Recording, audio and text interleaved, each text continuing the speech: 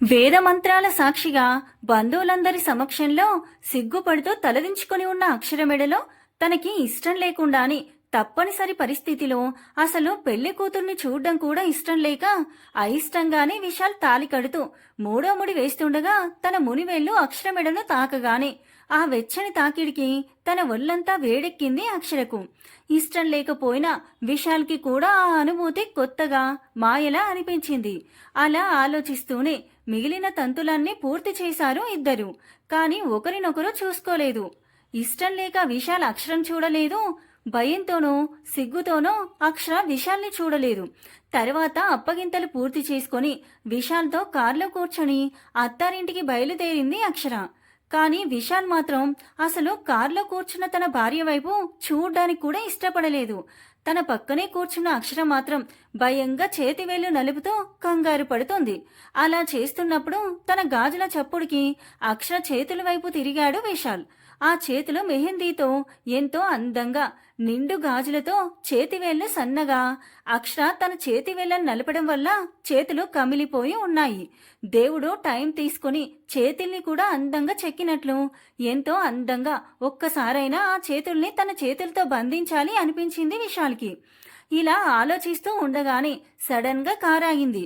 వెంటనే విశాల్ స్ట్రోలోకి వచ్చాడు. తేరుకున్న వెంటనే నేనేంటి ఇలా ఆలోచిస్తున్నాను, తప్పు కదా అనుకుంటూ కార్ దిగి వెళ్లి గుమ్మంలో నిల్చి ఉన్నారు. ఇంతలో గుమ్మానికి అడ్డంగా వచ్చి నిల్చుంది వందన. తనని చూసి తన చేతిలో ఉన్న హారతి పళ్ళను చూసి ఇది ఇంకిప్పుడు వదలదు అనుకుంటూ గునుక్కున్నాడు విశాల్. ఏంట్రా అన్నయ్య ఏదో అంటున్నావు? లేదే, నువ్వెప్పుడొచ్చావని ఆలోచిస్తున్నా. అసలు నీకు నన్ను చూసేంత ఖాళీ కూడా ఉందా? మీ ఆవిడని చూసుకోవడమే సరిపోతుంది నీకు. అవునవును అదే అనుకుంటున్నా అంటూ గునుక్కొని చిన్నగా నవ్వాడు. సరే కాని అన్నయ్య వదిన ఇద్దరు పేర్లు చెప్పి లోపలికి రండి. అదేంటే పిచ్చిదానా, నీకు తెలియదా దానికోసం ఇక్కడే ఆపేయాలా ఏంటి అంటూ తల మీద ఒక్కటిచ్చాడు. అబ్బా అన్నయ్య ఇది ఆచారంరా, తెలిసి కూడా యాక్ట్ చేయకు, త్వరగా చెప్పు, అసలే చాలా టైర్డ్గా ఉంది, ప్లీజ్ అన్నయ్య. విశాల్ మాత్రం ఏం మాట్లాడకుండా అలానే ఉన్నాడు. వదినా ప్లీజ్ నువ్వైనా చెప్పు. అక్షర సిగ్గుపడుతూ నేను విశాల్ కృష్ణ గారు వచ్చాం. ఆ మాట వినగానే చెవులకు ఎంతో వినసొంపుగా అనిపించింది విశాల్కి. మొదటిసారి తన పేరు వింటుంటే తనకే కొత్తగా అనిపించింది. అంతే, వెంటనే అక్షర వైపు తిరిగాడు.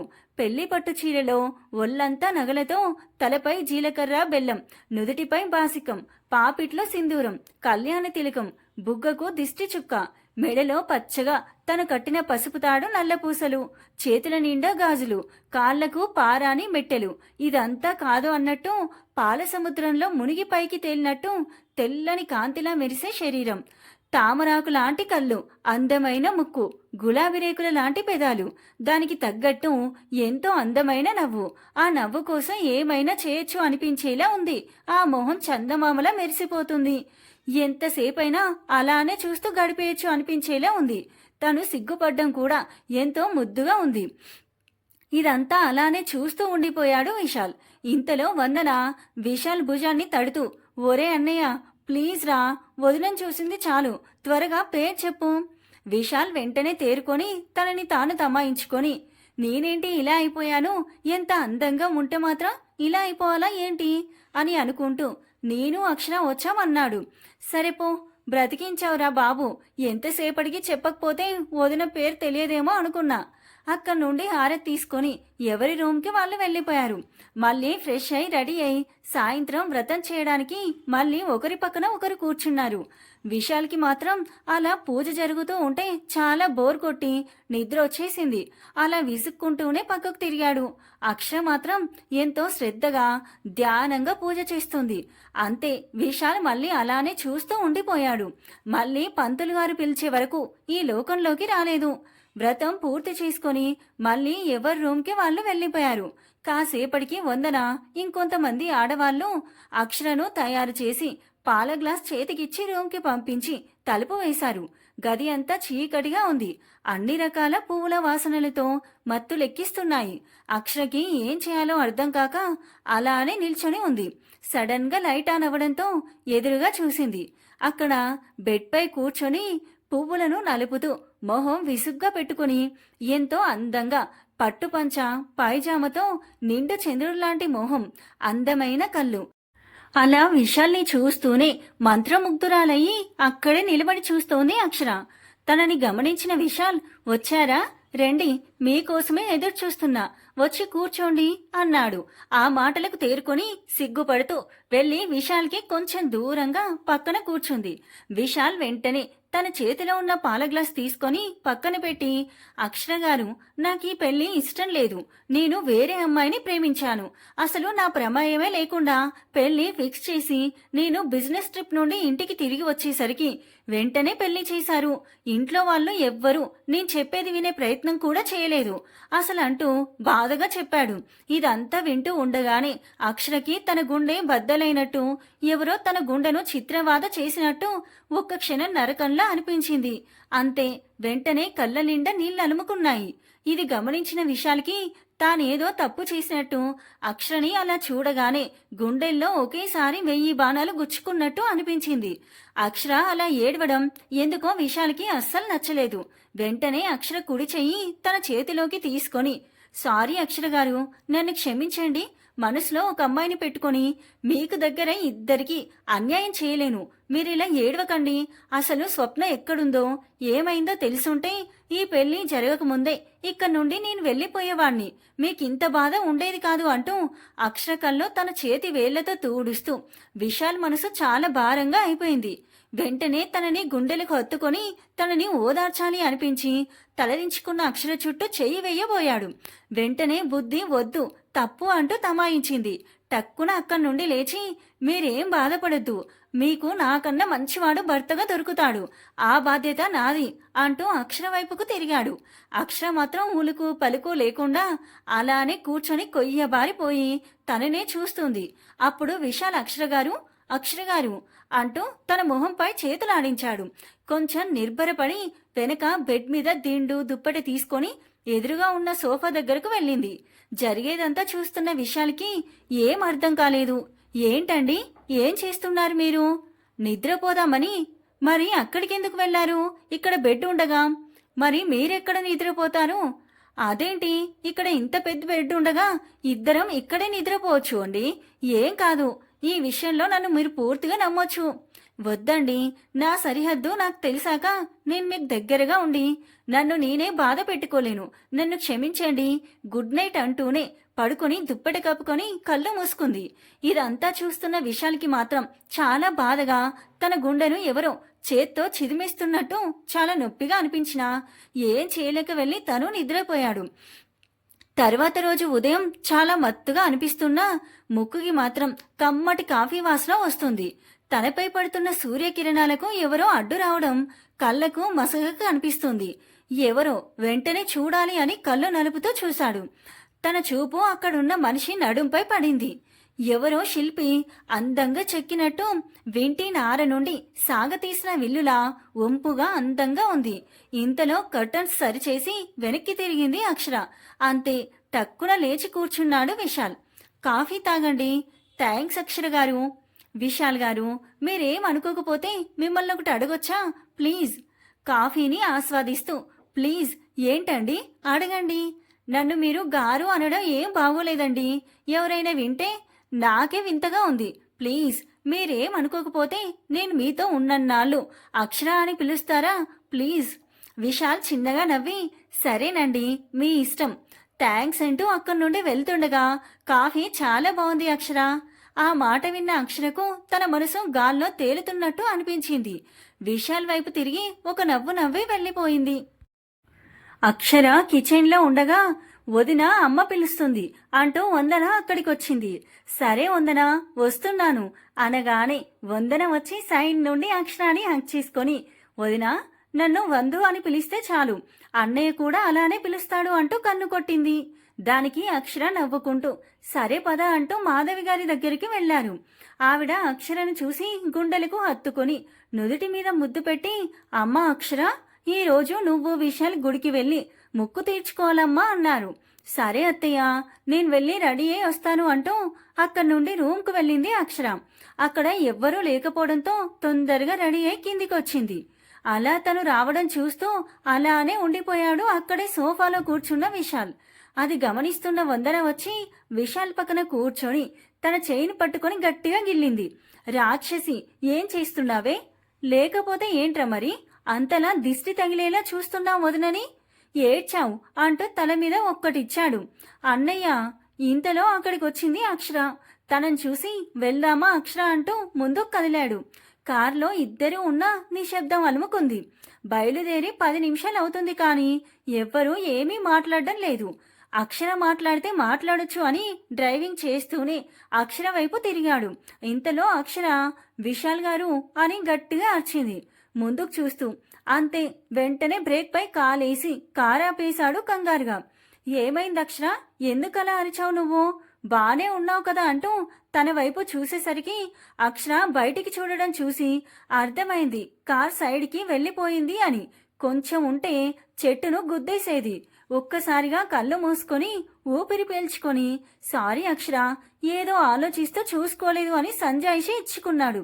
అక్షర షాక్లో నుంచి తేరుకొని నెమ్మదిగా ఊపిరి పీల్చుకొని, మీ బాధ నేను అర్థం చేసుకోగలను, కానీ కార్ డ్రైవ్ చేస్తున్నప్పుడు చాలా జాగ్రత్తగా ఉండాలి కదండి, మీరొకసారి కార్ దిగండి అంటూ తను కూడా కార్ నుండి బయటికి దిగింది.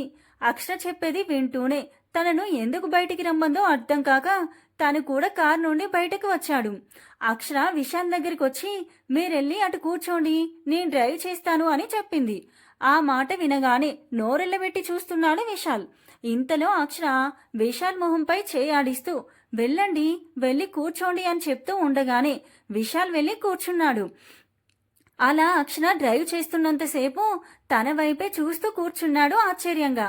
సడన్ గా కార్ ఆగింది. అప్పుడు స్ప్రోలోకి వచ్చి ఏంటక్షర కార్ ఆపేశావు, ఏమైంది అన్నాడు. అక్షర కార్ దిగుతూ గుడొచ్చింది, దిగండి అంది. హో సారీ, గమనించలేదు. మీ బాధ నేను అర్థం చేసుకోగలను, కానీ ఇంతలా బాధపడకు. మీరు ఏం చేస్తున్నారో మర్చిపోయేలా ఆలోచిస్తూ ఉండడం మంచిది కాదు, దయచేసి అర్థం చేసుకోండి. లేదక్షరా, నేనేం బాధపడట్లేదు. నీ గురించి ఆలోచిస్తూ నేనెక్కడున్నానో మర్చిపోయాను. కళ్ళు పెద్దవి చేసుకొని విశాల్ని చూస్తూ ఏంటండి నా గురించి అంతగా ఏం ఆలోచిస్తున్నారు? నీకు డ్రైవింగ్ వచ్చా? చాలా బాగా వచ్చు. అయినా ఇందులో ఆశ్చర్యంగా ఆలోచించడానికి ఏముందండి? ఈ రోజుల్లో అమ్మాయిలు కూడా అన్నిట్లో ముందుంటున్నారు కదా. అవును, కానీ నిన్ను చూస్తుంటే చాలా సౌమ్యంగా సుకుమారంగా ఉన్నావు. నీకు డ్రైవింగ్ వచ్చు అని ఎక్స్పెక్ట్ చేయలేదు. బట్ రియల్లీ ఐఎమ్ ఇంప్రెస్డ్ అంటూ ఎగ్జైట్ అవుతూ చెప్పాడు. అక్షర సంతోషపడుతూ సరే పదండి, అసలే టిఫిన్ చేయలేదు, లేట్ చేస్తే మళ్ళీ ఆకలిగా ఉండలేరు మీరు, పదండి. విశాల్ ఆశ్చర్యంగా నేను ఆకలికి ఆగలేనని మీకెలా తెలుసు? అక్షర విశాల్ అడిగిన ప్రశ్నకు నివ్వెరపోయి మాటలు వెతుక్కుంటూ అది అది హా అత్తయ్య చెప్పారు. ఓహో అవునా, సరే పద అంటూ ఇద్దరూ వెళ్లి మొక్కు తీర్చుకొని తిరిగి ఇంటికి వచ్చారు. వచ్చిన వెంటనే విశాల్ మాత్రం టిఫిన్ కానిచ్చాడు. వెంటనే అమ్మ ఈరోజు టిఫిన్ చాలా బాగుంది అంటూ లొట్టలేసుకుంటూ తింటున్నాడు. అప్పుడే కిచెన్ నుండి బయటికొచ్చిన అక్షర అది విని చాలా సంబరపడిపోయింది. దానికి మాధవి గారు నేను లేచే లోపే నాకన్నా ముందే లేచి పూజ చేసి ఇవన్నీ అక్షర చేసిందిరా. నిజంగా ఈ రోజుల్లో కూడా ఇలాంటి ఆడపిల్లలు దొరకడం అరుదు. తన ఇంటి కోడలవ్వడం మన అదృష్టం అంటూ సంతోషంగా చెప్పారు. ఆ మాటలు విశాల్కి ఎందుకో చాలా బాగా నచ్చింది. గుండెలకు తాకింది. ఎంతో హాయిగా అనిపించింది. ఇంతలో అక్షర అక్కడికి రావడం చూసి అక్షర టిఫిన్ చాలా బాగుంది, రా నువ్వు కూడా కూర్చో, నువ్వు ఏం తినలేదు కదా అంటూ తన పక్కన ఉన్న చైర్ బయటికి లాగాడు. లేదండి, నేనీరోజు ఉపవాసం, ఈవినింగ్ వరకు ఏమీ తినను, మీరు తినండి అంటూ విశాల్కి వడ్డించింది. వాట్, మరి గుడి చుట్టూ అన్ని ప్రదక్షిణలు ఎందుకు చేశావు? అయినా ఈవినింగ్ వరకు నువ్వు ఉండలేవు అక్షర, ప్లీజ్ నా మాట విను, కొంచెం తిను. అక్షర మురిసిపోతూ నాకేం కాదు, మీరు టెన్షన్ పడకండి, ఇదంతా నా మొక్కుల భాగం, ఇది నేను తప్పకుండా పూర్తి చేయాలి. అంత పెద్దగా ఏం మొక్కుకున్నావు అక్షర? దేవుణ్ణి ఒకటిమ్మని 5 ఏళ్లుగా అడుగుతున్నా, అది ఇప్పటికి నా సొంతం చేశాడు ఆ దేవుడు. మరి అలాంటప్పుడు ఆయనకి మాట ఇచ్చిన మొక్కు కూడా తీర్చాలి కదండి. నీ ఇష్టం కానీ జాగ్రత్త అంటూనే ఎందుకో అక్షరపై అదో రకమైన అభిమానం, ఇష్టం, జాగ్రత్త ఏర్పడింది. అలా రోజంతా గడిచిపోయి మళ్ళీ డైనింగ్ టేబుల్ దగ్గర కనిపించింది అక్షర విశాల్కి. అప్పుడు కూడా అందరికీ వడ్డిస్తుంది కానీ తను తినట్లేదు. దాంతో విశాల్ కొంచెం గట్టిగా అక్షర, అందరం ఇక్కడే ఉన్నాం కదా, నువ్వు కూడా కూర్చో, అసలే పొద్దున్నుంచి ఏం తినలేదు అన్నాడు. వెంటనే మాధవి గారు, విశాల్, నాన్నగారైన భాస్కర్ గారు అవునమ్మా రా కూర్చో అన్నారు. దానికి అక్షర సరే అంటూ అక్కడే విశాల్ పక్కన కూర్చొని తినడం స్టార్ట్ చేసింది. ప్లేట్లో పెట్టుకున్నది కొంచెమైనా తను తినే విధానం చాలా బాగా నచ్చింది విశాల్కి. ఒక్క మెతుకు కూడా వదలకుండా అందంగా తింటుంది.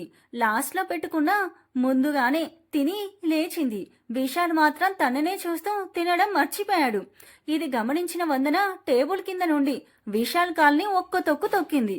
బాధతో అరవబోతున్న విశాల్ వైపు చూసి ఉష్ ఉష్ అంటూ నోటికి అడ్డంగా చేయి పెట్టి తిను అని చేత్తో సైగ చేసింది వందన. వెంటనే విశాల్కి తను చేసిన పని అర్థమై సైలెంట్ అయిపోయాడు. ఏం మాట్లాడకుండా తినేసి వెళ్ళిపోయాడు.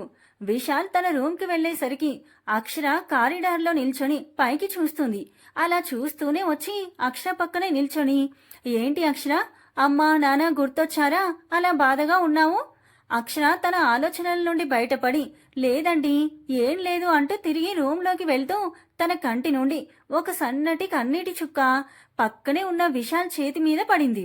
ఆ కన్నీటి బిందువు విశాల్ని తాకేసరికి ఒళ్ళంతా వెచ్చగా అనిపించింది. ఒకేసారి మనసంతా పిండేస్తున్నట్టు చాలా బాధగా అనిపించింది. ఎందుకో అక్షర బాధపడుతుంది అని అర్థమైంది విశాల్కి. తను కూడా తిరిగి రూంలోకి వచ్చేసరికి అక్షర సోఫాలో నిద్రపోయింది. నిద్రపోతున్న అక్షరాన్ని చూస్తే ఎంతో అందంగా పసిపాపలా చాలా ముద్దుగా ఆమె మొహంలో ఎలాంటి కల్మషం లేకుండా అనిపించింది విశాల్ మనసుకి.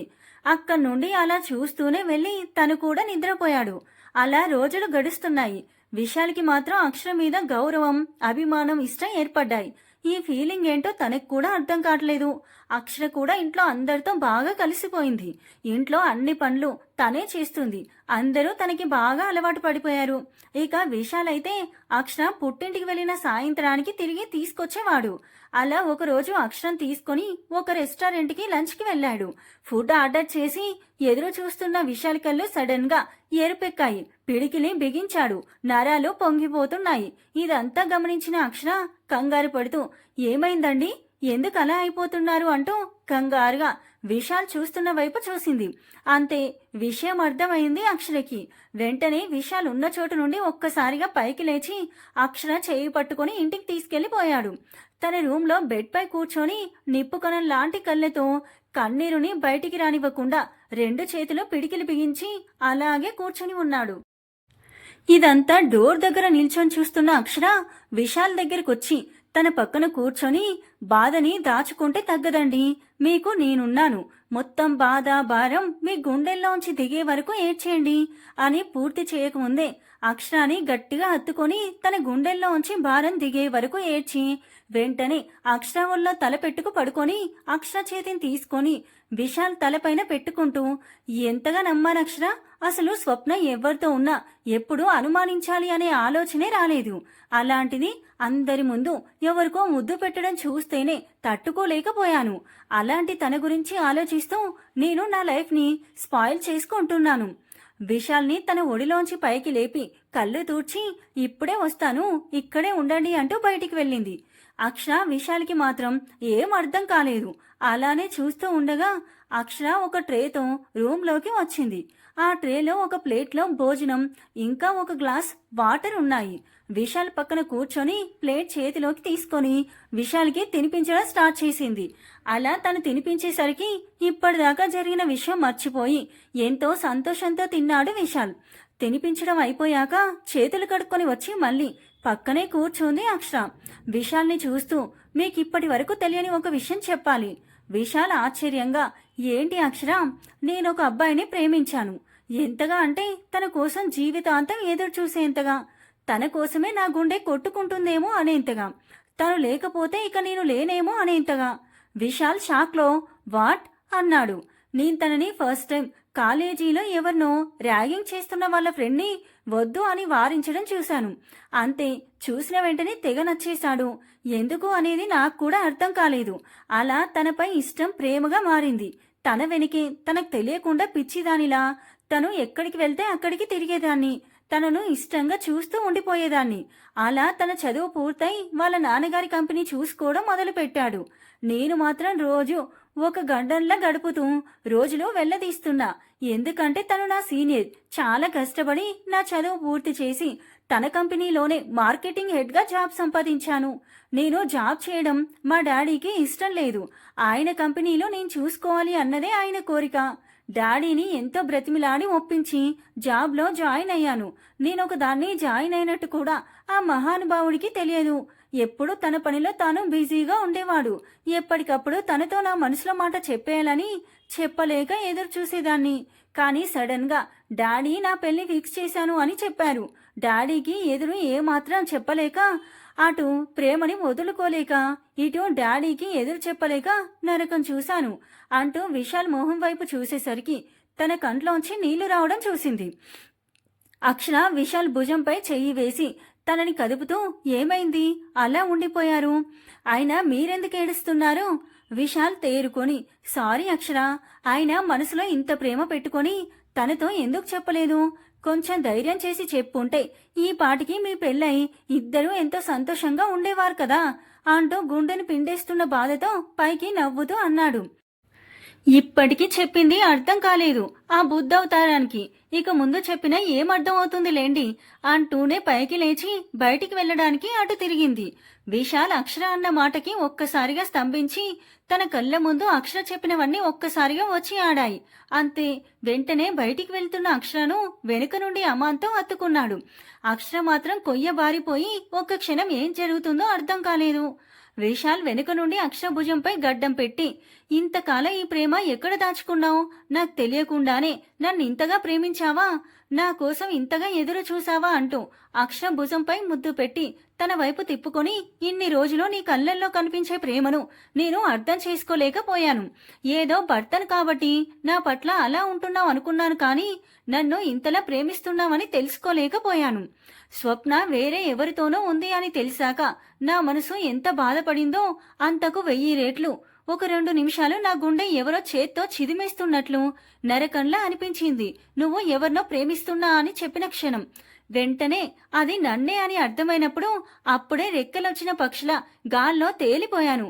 నన్ను క్షమించు బంగారం. నా మనసులో ఉన్నది నువ్వని తెలుసుకోవడానికి నాకింత సమయం పట్టింది. ఈ మాటలింటున్న అక్షర గుండె బరువెక్కింది. వెంటనే విశాల్ని గట్టిగా హత్తుకొని తన గుండెల్లో భారం దిగేంత వరకు వేడ్చి విశాల్ని ఇంకొంచెం దగ్గరకు గట్టిగా హత్తుకొని, నన్నెప్పుడు విడిచిపెట్టారు కదా అని అడిగింది అక్షర.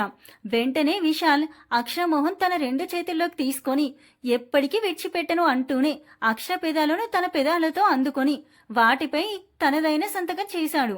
తన నుండి సిగ్గుపడుతూ విడిపించుకొని వెళ్లిపోతున్న అక్షర చేతిని పట్టుకొని అక్షరాని అమాంతం తన మీదకి లాక్కొని అక్షర నడుంపై 2 చేతులు వేసి ఆమెను బంధించి అక్షర కళ్ళల్లోకి చూస్తూ తన నుదురుపై నుదురు పెట్టి, ఏంటి బంగారం, నా ప్రేమ ఇంకా చూడకుండానే వెళ్ళిపోతున్నావు ఏంటి? అయినా నా ప్రేమకి కానుకిచ్చాను, ప్రేమను కూడా ఇవ్వాలి కదా అంటూ కన్ను కొట్టాడు నవ్వుతూ. ఇదిగో ఈ నవ్వుకే పడిపోయింది అంటూ విశాల్ బుగ్గన గట్టిగా ఒక ముద్దు ఇచ్చింది. అలా అక్షర విశాల్ ఒకరి కళ్ళల్లోకి ఒకరు చూసుకుంటూ ప్రపంచాన్నే మర్చిపోయి ఒకరి ప్రేమను ఒకరు ఆస్వాదిస్తున్నారు. అలా వాళ్ళిద్దరి మధ్య ప్రేమ వెల్లువిరిసింది. అలా ఇద్దరు ఎప్పుడూ సంతోషంగా ప్రేమగా కలిసి ఉండాలి అని కోరుకుందాం. సమాప్తం.